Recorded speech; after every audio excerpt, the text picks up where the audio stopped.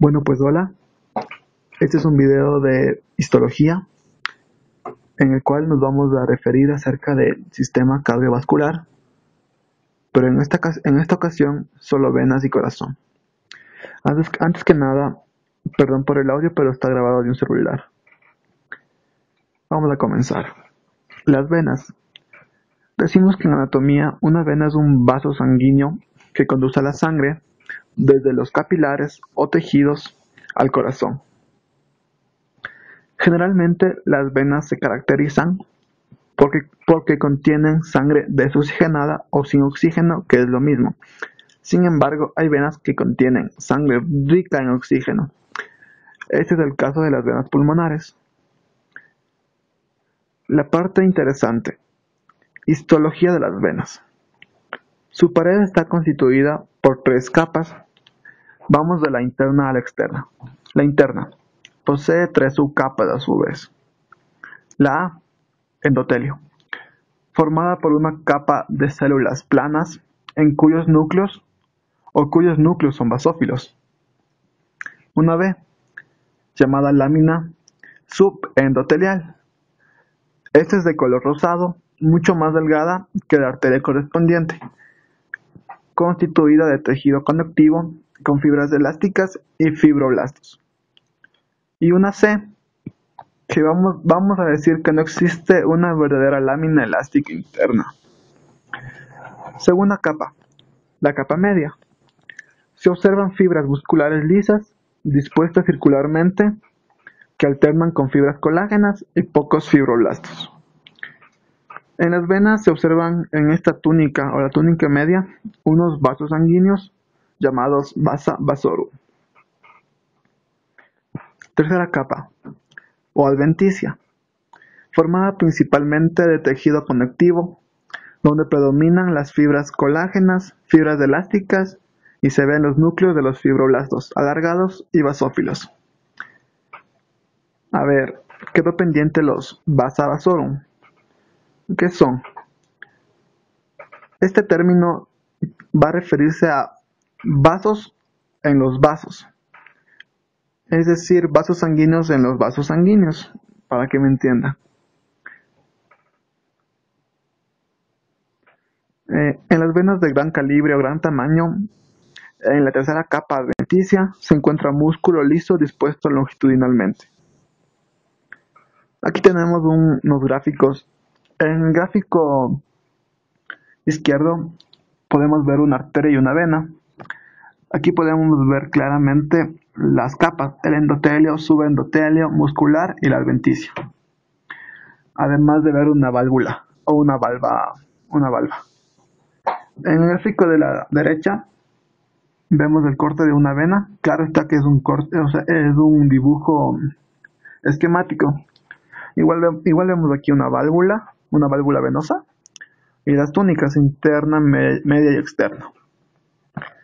Las venas tienen una pared más delgada que las arterias, como estaba en el gráfico.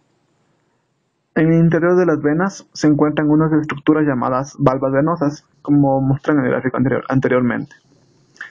Se pueden considerar a las valvas como pliegues de la túnica íntima o interna, que contiene un núcleo de tejido conectivo recubierto por una capa de endotelio o capa endotelial.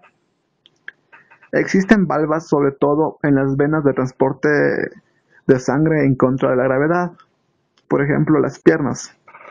La función principal de estas valvas vamos a decir que es dirigir la sangre de retorno al corazón e impedir que ésta se regrese.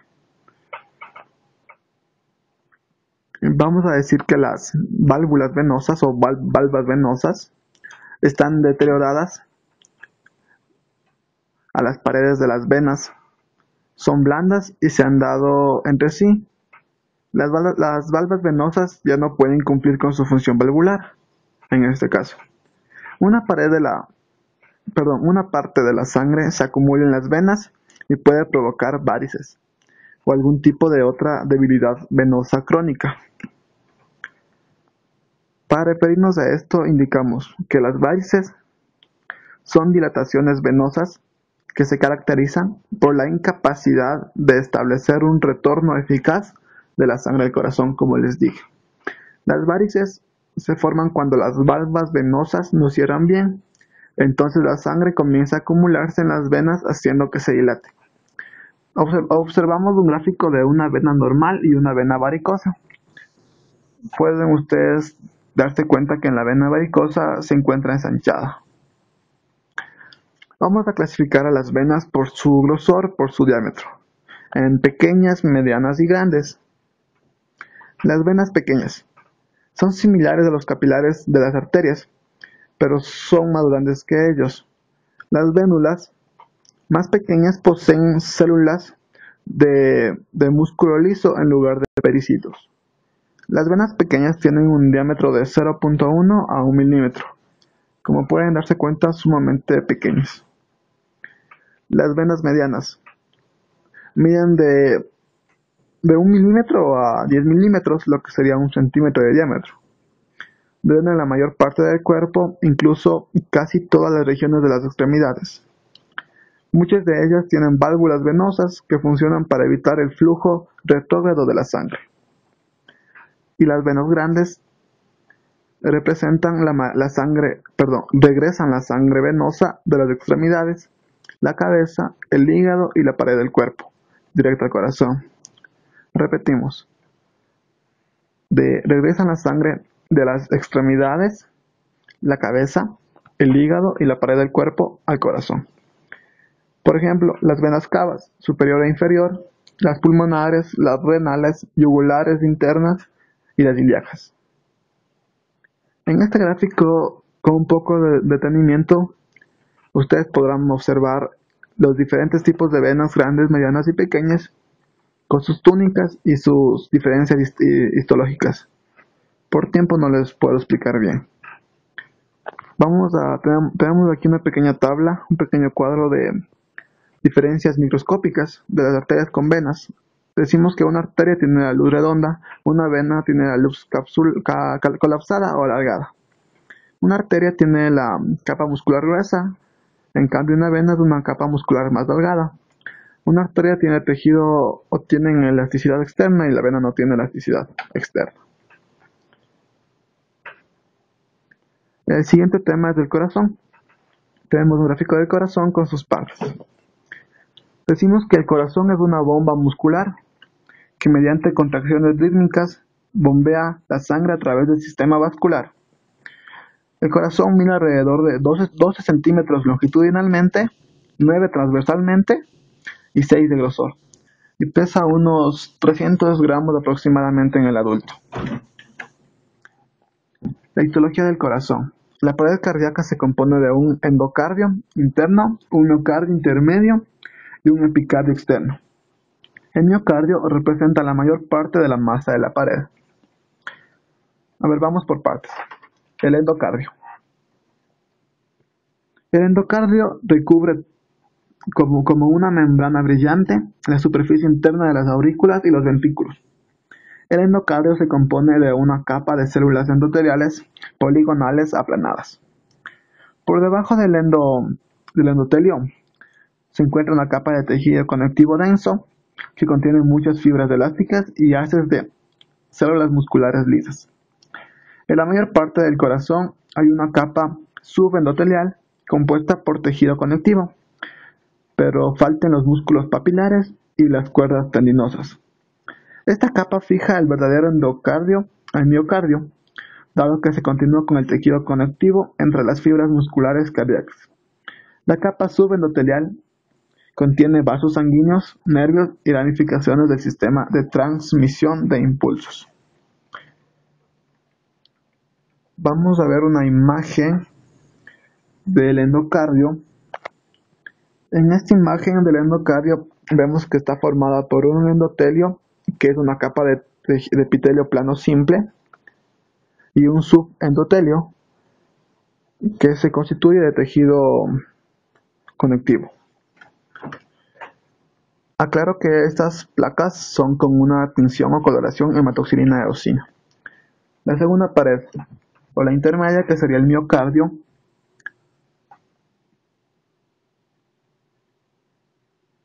sobre la superficie interna de las paredes ventriculares El miocardio forma un relieve de haces de fibras musculares aisladas, recubierto por endocardio, denominadas trabéculas cavernosas. Las fibras musculares cardíacas se unen mediante tejido conectivo para formar un tejido denso que compone el miocardio. El miocardio en los ventrículos contiene solo cantidades ínfimas de fibras elásticas, mientras que en las aurículas aparece una red extendida. En algunas de las células musculares cardíacas auriculares aparecen gránulos limitados por membranas de un diámetro de 0.4 micras, llamados gránulos auriculares. Las células que contienen estos gránulos se denominan células mioendocrinas. Los gránulos auriculares contienen precursores de la hormona péptido natriurético auricular, sus siglas ANP, que causa el aumento de la eliminación de sodio y agua por la orina, lo que contribuye a la disminución de la presión arterial. Aquí tenemos una imagen de hematoxilina eosina del miocardio. En esta imagen del miocardio está con sus células acidófilas y sus núcleos basófilos situados en la periferia de la célula. Entre las células del miocardio encontramos algunas células adiposas. Tercera capa, el epicardio. El epicardio es la capa visceral del pericardio y recubre la superficie externa del corazón, bajo la forma de una membrana serosa delgada, que junto con la lámina parietal constituye la bolsa pericárdica, en la que se encuentra metido el corazón. El epicardio está constituido por una única capa de células mesoteliales y una única capa delgada de submesotelial de tejido conectivo laxo, que contiene vasos sanguíneos y nervios. En el tejido conectivo submesotelial, a menudo se observan cantidades importantes de tejido adiposo. Con esto hemos acabado. Nos falta observar una imagen hematoxilina eosina del endocardio o la capa externa del corazón. Perdón, digo el epicardio, me equivoqué. El epicardio formado por tejido conectivo recubierto por un mesotelio, que lo vemos claramente. Tenemos otra imagen donde que vemos el endocardio con su endotelio, su capa subendotelial, y el miocardio. No apreciamos el epicardio. Con esto acabamos corazón y venas. Voy a hablarles un poquito de sistema de conducción cardíaca, pero muy breve, generalmente nada más. A ver, para referirnos al sistema de conducción cardíaca, decimos que es un grupo de músculos cardíacos especializados ubicados en las paredes del corazón que envían señales al músculo cardíaco que hacen que se contraiga. A ver, los componentes principales del sistema de conducción cardíaca son el nodo SA o nodo sinusal, el nodo AB o nodo auriculoventricular, el haz de His, la ramificación de fascículos y las fibras de Purkinje, que son muy importantes. El nodo SA o sinusal es utilizado como un marcapasos anatómico. Este inicia la secuencia causada por los músculos auriculares se contraigan. O podemos decir que simplemente el nodo sinusal o SA hace que los músculos auriculares se contraigan más fácilmente. De ahí, la señal pasa al nodo AB, auriculoventricular, a través de las de His, hacia abajo por la ramificación de fascículos y a través de las fibras de Purkinje, lo que causa que los ventrículos se contraigan. La señal crea una corriente eléctrica que puede ser observada en un gráfico llamado electrocardiograma o EKG, utilizado por los médicos para monitorear la actividad electrónica del sistema de conducción cardíaca. Esto ha sido todo y muchas gracias por su atención. Aquí les dejo unos gráficos para que puedan observar el sistema de conducción cardíaca. Estos filamentos que ustedes ven aquí, los amarillitos, no son nervios, son las células musculares especializadas cardíacas que se encuentran en las paredes del corazón. Gracias.